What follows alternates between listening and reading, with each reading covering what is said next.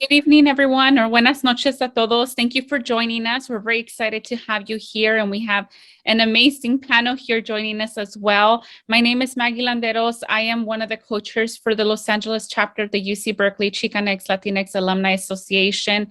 I'm very proud to be surrounded by all these wonderful people as the proud granddaughter of two grandfathers who partook in the Bracero program and a father who also served as a field worker for many years upon his immigration here to the States. So this is very near and dear to my heart. So I'm excited for all of us to be able to experience this, and we hope that you enjoy this evening.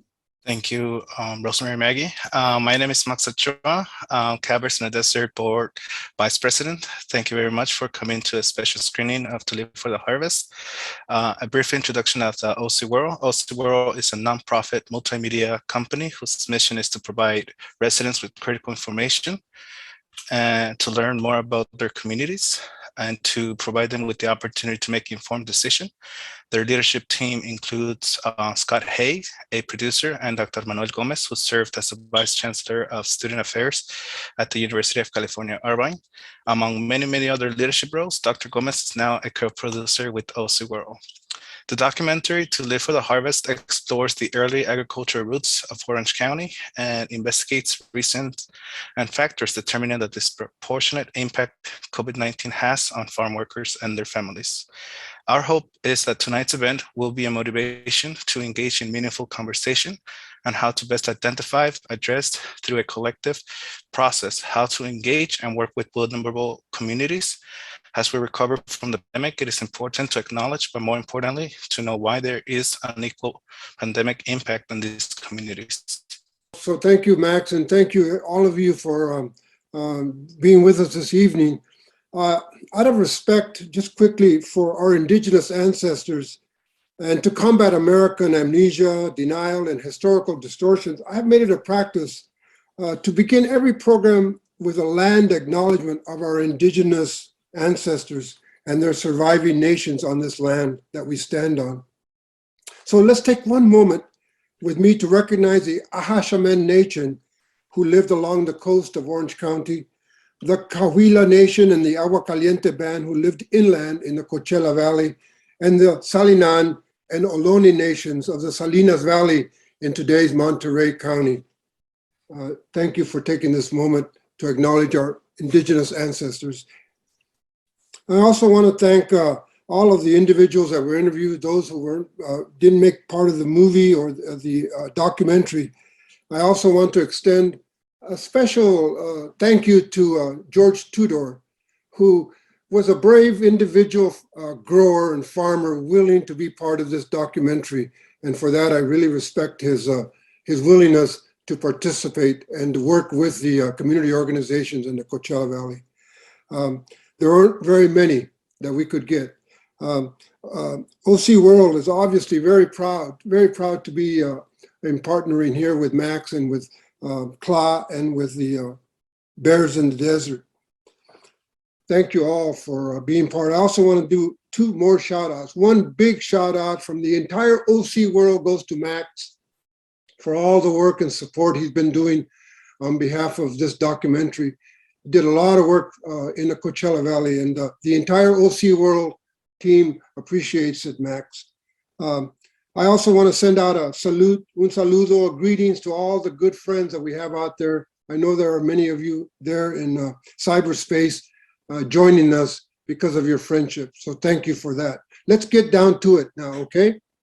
We're right on time, as a matter of fact, 2 minutes ahead, as a matter of fact. Well, we're going to be doing some questions, and we're going to try to do them real quick so that we will allow some opportunity for the audience to write in their questions via chat. And Max is going to be monitoring that for us. So I'd like to get down to it and start right away with Dr. Barsaga and put a question to him. So, hello, Dr. Barsaga. You are your knowledgeable insights into the pandemic's impacts on the lives of farm workers really helped us tell the story, as you could tell now from the documentary. But I want to ask you, since that time, 2 years now, have things really gotten better or have they gotten worse? And connected to that, what are the public health needs for these working families that you are still seeing are not being met today? There are some things that have changed, and I have to say primarily they have more visibility. They have become more visible to our community, to institutions like the Desert Healthcare District. We're working to bring more services, more programs, better resources, or more resources to the communities where farm workers work and live with their families. But there are things that have not changed, and I believe it's important that we mention them. Racism is a public health crisis. We say it time and time again every time we see a Black individual being killed by the police, but we have thousands of farm workers that are dying every year thanks to the immigration policies that are used as a tool of oppression to our people because of the race. We cannot forget that racism is what has created the immigration policies we have in place in this country, and that bring these community members into a status of invisibility, of silence, because they cannot raise their voices. They have to live many times in conditions that are deplorable, drinking water laced with arsenic, and living with no air conditioner and 120 degrees temperatures that we have here in the desert. So those are things that have not changed, and I hope that we all can work together to elevate the visibility and importance of changing that policy and call it what it is. It is racism, and it's having a profound impact in our farm worker community. And Dr. Barzaga, you indicated that things had become more visible. Were you indicating then that things have become more visible because of the discussion that's underway in the nation right now with respect to systemic racism? Or I believe why are they more visible? I think that they're more visible because we have had this effort to bring resources into the farm worker community, and the pandemic demonstrated that without their work, we could not nurture ourselves, because supermarkets would be empty of goods because we need the farm workers, and they never stopped working during the pandemic when everybody else took a pause and could work, as I mentioned in documentary, via Zoom. They could not zoom into the field. They had to work every day to provide the goods that we were buying at the supermarket and the food that was nurturing people at the hospital and the doctors and the nurses and the patients and everybody in nursing homes. I hope I have an opportunity to come back to you, because I have another question that I'd like to follow up with regard to the cooperation versus competition of social services. But I'm going to hold on that and let you think a little bit about it and move to Professor Christian Pais, if I may. I'd like to ask you, Dr. Pais, and excuse me for not framing the questions or focusing them, because we're trying to save the time. So we're going to, the questions are coming out sharp without my focusing them for you. So how has the history of the Bracero program influenced the current living and working conditions of farm workers? And connected to this process, of the several challenges facing farm workers today, what do you see as the #1 priority needed to secure improvements in the daily lives of these essential workers? That's a hard question, huh? It's a layered question. So, one of the things that in our conversations, I noted that historians have a difficult time talking about policies today. And but what I shared with you in my interviews with the people that I spoke to in the Coachella Valley, they emphasized repeatedly immigration reform. So what the Dr. Barzaga is noting is quite evident. Not having documentation not only makes you invisible to a lot of the people in our communities or in their country, but it also makes it hard for you to negotiate with state agencies, with employers, with schools, with your neighbors. So immigration reform would go a long way to negotiate some of the relationships that are taking place both in the workplace and outside of the workplace, because they're quite interlinked. If we want any more policies, I mean, a few more would be public investments in these communities, healthcare resources, education resources, housing resources, parks. I mean, just the most basic of things. I live in Berkeley. There are so many parks all around me. There's an absurdity to the situation that's taking place in places like the East Coachella Valley, where the only green space are the fields where people are working. So those are some changes that could take place. As to the question about the Bracero program, it's a complicated question in that it's been over 60 years since the end of the Bracero program. I will say that the Bracero program that goes from 1942 to 1964 is repeating what is taking place today, which is that it sees people as assets that can be used for labor and then removed. So while the grower tutor talks about his need to work with people and that hence why he needs to treat them better, people aren't assets. People are people, and that requires that we think about what people need beyond the very labor that they're expending in the fields. So the Bracero program is the epitome of that. You know, people can, the men come to work for una temporada, for a small contract. They live in the most basic conditions possible, and then they leave once the contract is done. And the contract stipulations are completely controlled by growers in the United States. So that dynamic in some ways is working in a very informal way when people are do not have any legal standing in this country. Thank you for that, Dr. Paiza. It's really very insightful information regarding those connections with the Bracero program, the continuation of some of those practices, but particularly the issue of using or viewing people as an asset rather than watching their needs as people. I'd like to ask you one other question regarding, because you're a professor and we've had a great interaction. We have a young person on our panel who's going to speak soon too. And our moderator, Max, as a person who grew up in Termal, sure, and was able to overcome the obstacles, obviously, and you attended the university, became a professor now at UC Berkeley. And when you work with students, what encouragement or advice would you convey to these young students, young people who are still in Termal, in Mecca, in North Shores, these little communities that have very little opportunity structures? How would you interest them in continuing their education so that they can become leaders in their own communities?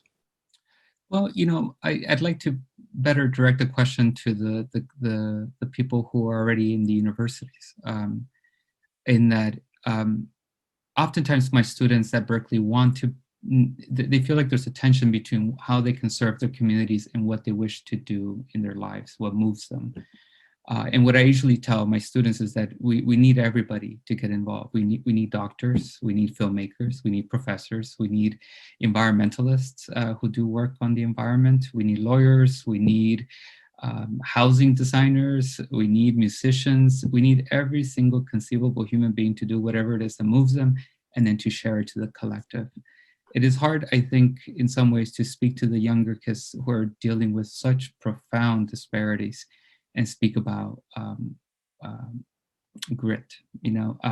So for me, is whoever has any resources available to them, you need to start sharing them, like now, right? And people are, and that's the most moving thing. Because there were obstacles, but I grew up in a incredible family. My mother was, you know, going to every single school meeting. My father led Little League Baseball. My neighbors, you know, I grew up in public housing, but whenever a new neighbor would come in, oftentimes people didn't have any furniture. And I swear, every single person would take out their extra couch, which apparently every Mexican family had, or their extra table, or their extra whatever, Tupperware. And by the end of the evening, people had a pretty livable home. And so there were disparities, and I see them more the more money that I get, or the more you know, my position has shifted. I see the disparity a lot more, but I also there were things that I can rely on, and those are the things that move me to make sure that I'm doing the work that I should be doing. Continuing with those, I'd like to turn to Melina Duarte, but continuing this line of discussion with regard to the inequities and the disparities of the communities that we are talking about right now.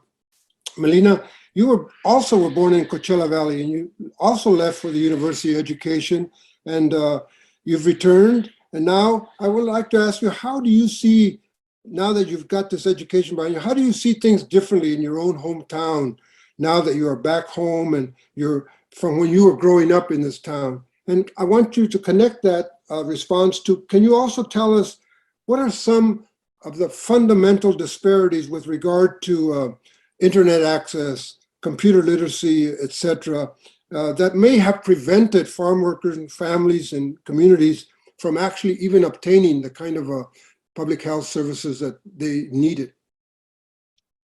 Sure. I just want to point out that Dr. Gomez was the vice chancellor at Irvine when I was a student, so I have known him for a very long time, and it's great to be here on this panel with you. So having returned to the Coachella Valley after being away for a really long time, as an adult, I do see this valley in a very different lens than when I left. I've always been very connected to the work here, to a lot of things that are happening here. I never fully left. Wherever I was, I've always brought Coachella with me. If there are programs that are wanting to be started or piloted, I always offer Coachella. This weekend, I was able to take the golf team to a pretty big golf tournament in LA because Coachella students are always my plus ones whenever I get invited. So having been back, I saw the huge disparities that still exist.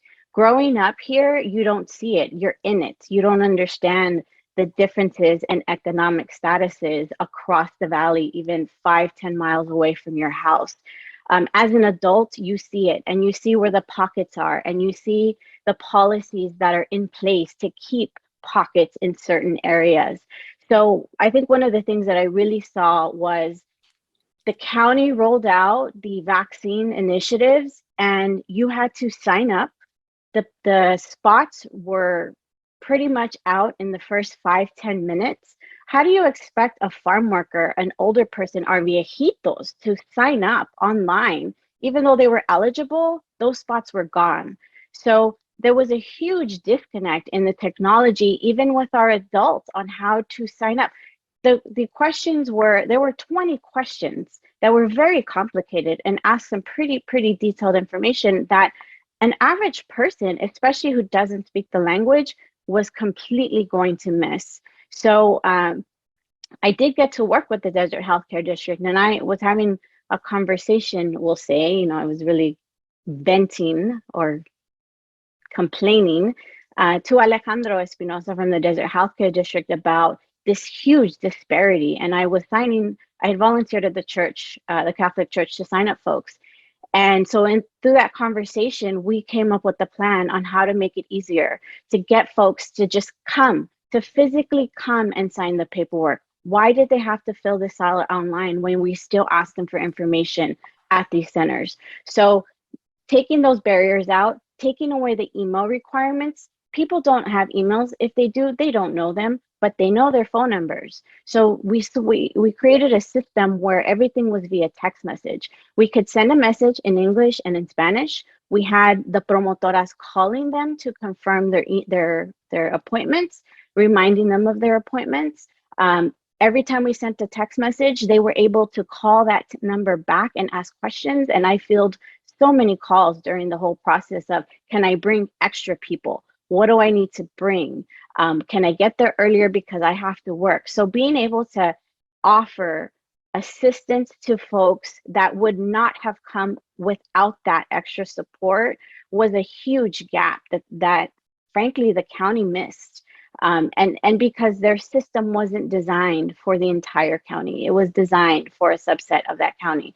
So knowing technology, because of where I was at for the last 10 years in the Bay Area, Silicon Valley, the capital of technology, and being able to implement those systems to use and make things easier for the communities that were here was just a huge, an honor for me to be able to tie those things and teach other promotoras and other people that I was working with how to implement technologies for the betterment and the ease, to make things easy for our communities and getting them the services they needed.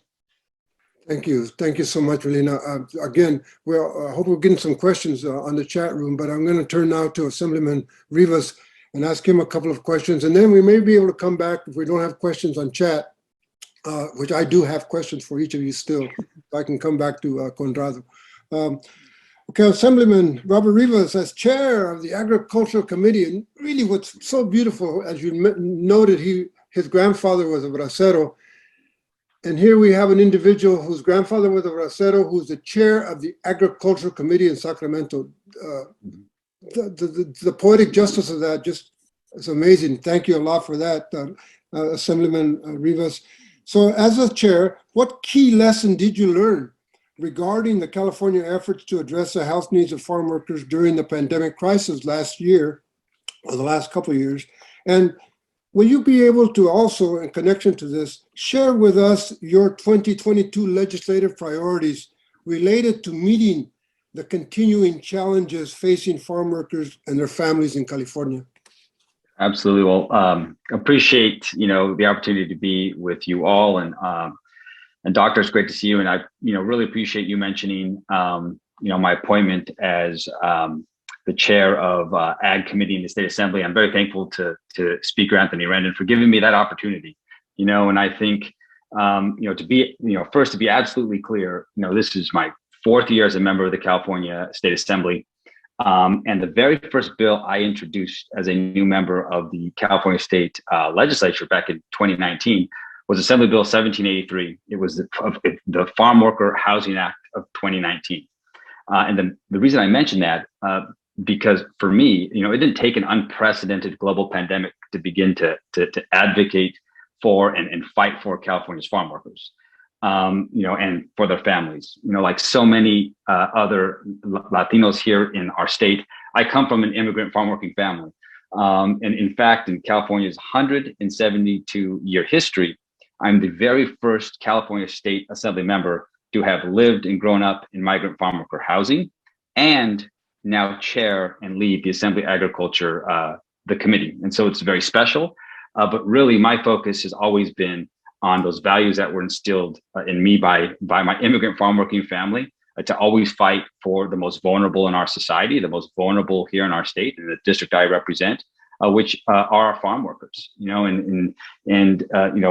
in my short time in the state legislature, a key lesson for me that has only been confirmed, through this pandemic, is that we have the opportunity and we have the capacity as a state, one of the most affluent states in the entire world, to do a lot more for our farm workers and for their families here in California. We have to keep in mind that here in our state, we have been a worldwide leader in the agriculture industry. It's an industry that has worked to ensure that we provide food on tables, not only here in the state and across the country, but really around the world. And ultimately, it's because of our state and our agriculture that we have allowed and have maintained the world's food supply chain. And farm workers, as we know, as we heard throughout the documentary, have always been the backbone to our agricultural productivity and our success. And here in California and elsewhere, farm workers, they deserve better. And they deserve better because we know that farm workers, their families, are an incredibly vulnerable workforce and population, largely undocumented, an immigrant workforce who have faced racism, who have been underappreciated, faced some marginalization, face extreme income inequality, and many other structural some disparities, as we've already heard by members of the panel, around access to dignified and affordable housing, adequate access to healthcare. And so that's why our focus has always remained on those issues. There's so much intersection in our everyday lives that certainly we take for granted, that are detrimental to our farm workers. And so this year, I think what you can expect from our office is just our continual focus to focus on many of these policy areas and issues that impact our farm workers every day. Access to clean water. We have introduced a package of bills to make a difference and to do our part to ensure that we're accomplishing access to some clean water to our most disadvantaged regions of the state. A second area is certainly doing all we can to mitigate the impacts of this climate crisis that it's having on our farm workers, in the way of these unprecedented wildfires, just the constant exposure to toxic air quality conditions because of these fires, excessive heat, trying to address and try to mitigate the challenges around that. And then third is housing. We heard it in the documentary. I mentioned it. I grew up in migrant farm worker housing, overcrowded housing. I can remember how challenging it was to grow up in that environment, how challenging it was to focus and study and do homework. And I had it back then, but now, our farm working families today and children, they have it much, much worse.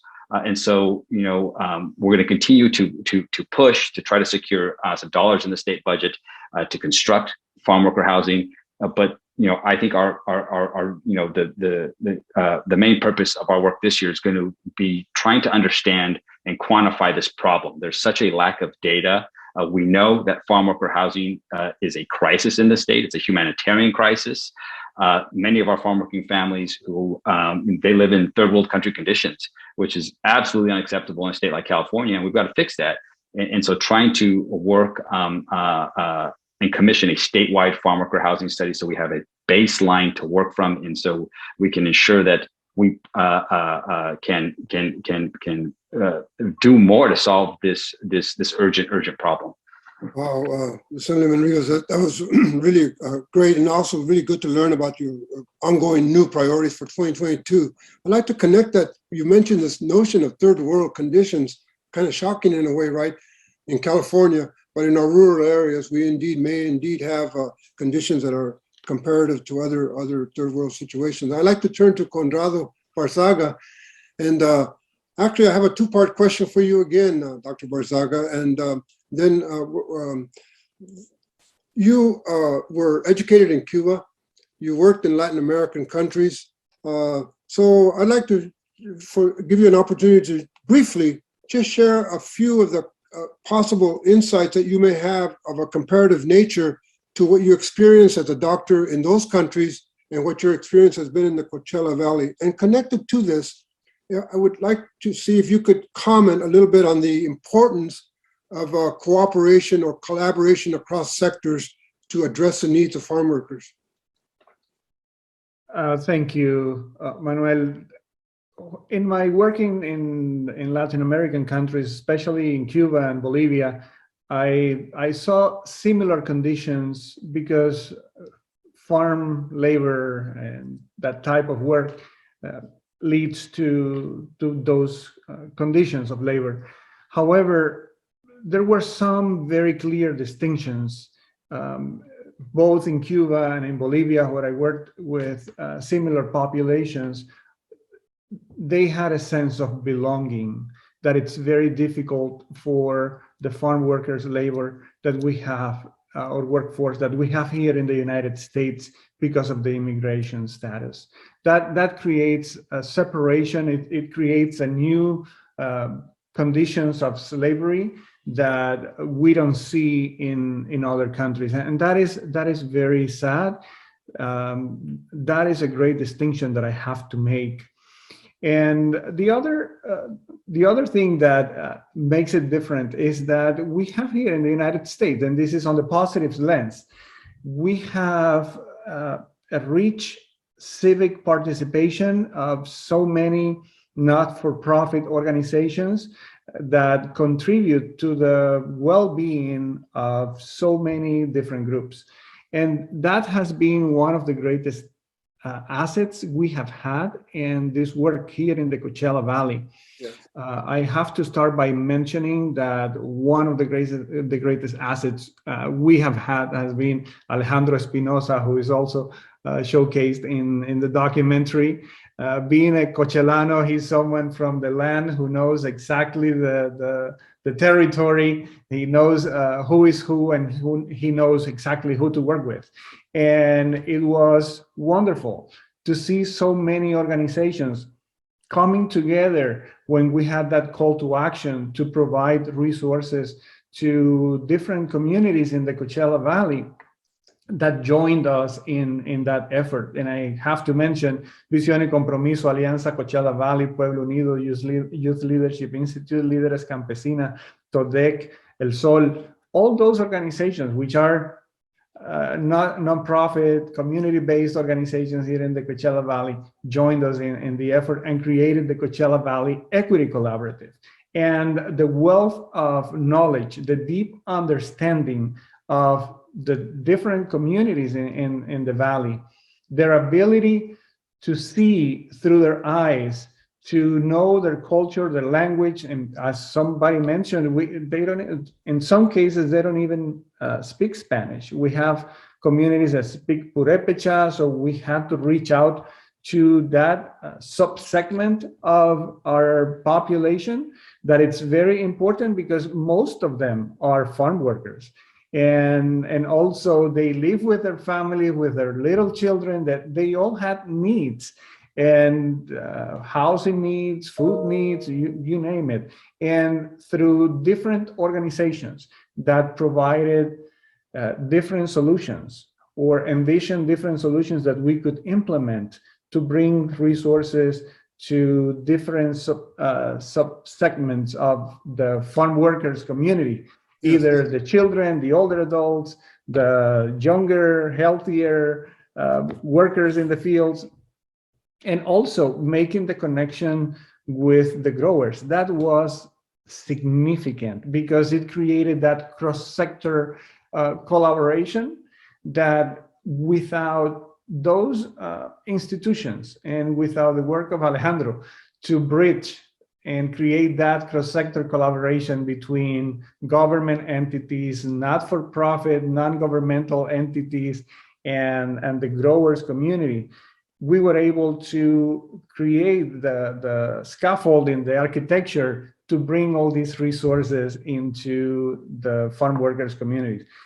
We have to highlight that in January of 2021, we were vaccinating farm workers. And we know that we were probably the first community in the United States that began vaccinating farm workers, realizing, understanding, and acknowledging that they were an essential workforce to sustain the economy of California, but also of the United States because food was needed.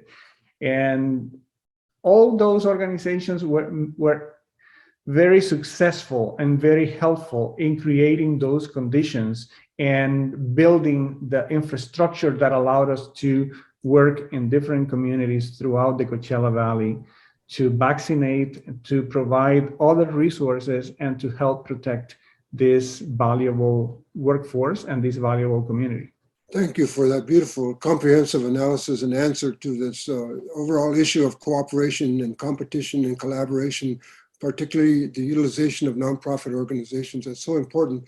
I'd like to go to Assemblyman Rivas because I don't know if you realized when we saw the letter, the Latino Caucus and the Agricultural Committee request of the governor for priority status for farm workers also included, as a matter of fact, partially an analysis of these problems that were going to be happening with access and literacy and computer technologies, and called for local collaboration and organizations. And so I must really feel good to you, Assemblyman Rivas, that in fact, that initial conceptual request of the governor seems to have manifested itself pretty well in certain specific communities.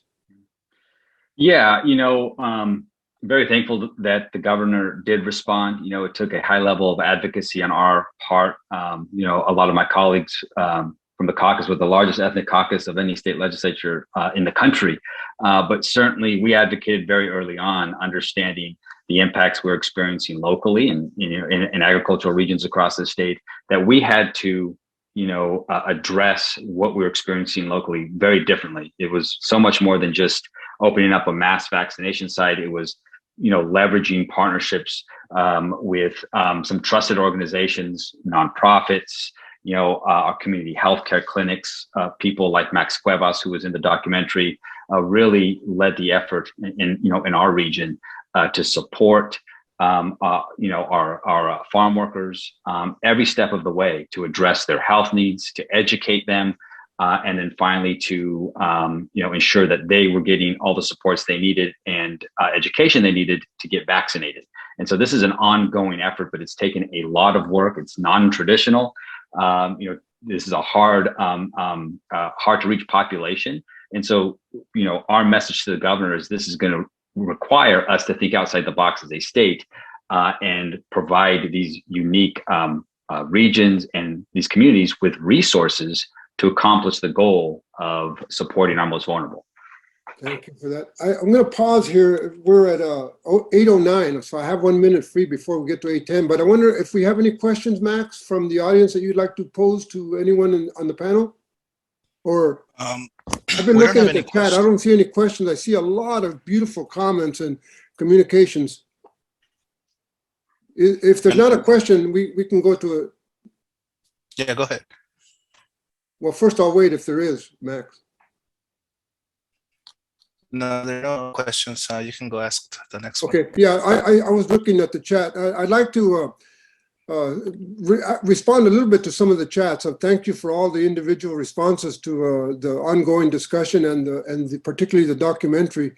One point I have to make, yes, the singer is Rosa Zarate Macías, Rosa Marta Zarate Macías, La Señora del Canto. She's a wonderful singer. That was one of the questions I was asked. But also, I'd like to convey her message, which is, somebody said, La lucha continúa. For sure, the struggle continues. But most people may not know that the Bracero struggle that ended in 1964 officially actually is continuing. They were robbed of their salary savings that was a requirement of the Bracero contract. They were taken out of their salaries every month, 10%. It was a beautiful program so that when they would return, they'd have 10% like a pension. They never received it.